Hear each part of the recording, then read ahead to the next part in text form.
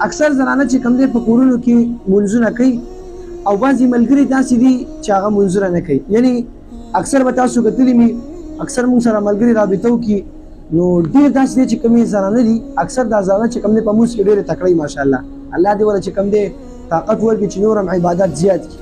نو ډېر زنانه پکې داسې چې هغه عبادت کوي او بعضې داسې بېخونده زموږ ورونه به ورته ووایو چې هغه په عبادت کې ډېر سلو وي چې یو ځای کې مقرر وي یو ځای کې کار کوي نو هلته به هغه په ټایم سره چې کوم دی مونځ او دس کوي. خو چې کله کور ته راشي ډډه ولګوي بیا به کله کړی او کله نه کړی. کوم کور کې چې مونځ نه کوي دغه کور کې چې کوم دی رزق به برکت نه وي. دغه کور کې به ډېر زیات چې کوم دی مشکلات دي تکالیف وي جنګ جګړې به وي ښځې خاوند سره او خاوند د ښځې سره. چې کوم خاوند مونځ نه کوي ښځې له پکار دي چې خاوند ته دعوت ورکوي او بیا پکې دا بعض زړې ښځې پکې وي چېرې خاوند ته به داسې خبرې نه کوي ځکه د خاوند ډېر حقوق دي او خاوند ته داسې خبرې نه شي کولی. چې خاوند ته دا داسې نه و چې ته مونځ مه کوه مونځ کوه نو څوک به ورته وایي. په ماشوموالي کې خو تا جومات ته به وتلی نه دی پلارې یا په ماشوموالي کې مور ورته ویلي چې بچیه جومات ته لاړ شه نو ښځې باندې حق دی چې خاوند ته وایي مونځ له ځه مونځ له ځه.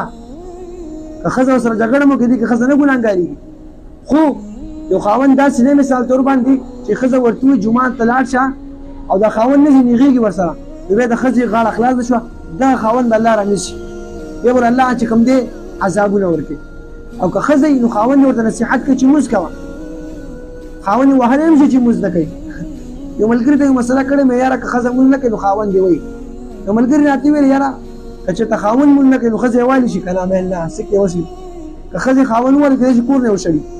نو د مونځونه چې کوم دي اوقات وپېژنئ مونځ کوئ والله لازم په دغه قبر کې نه دی ستا مونځ او دس نیک اعمال پکارېږي ستا پبجي ګیم یا ستا نور عیش او عشرت ملګرو سره ناسته پاسته خوبونه ټول موبایل دا ول نه پکارېږي.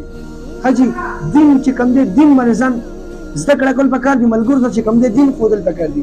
الله رب العزت زموږ ستاسو کورونو کې دین ماحول او دین هوا وچلوي. واخر دعوانا ان الحمد لله رب العالمین.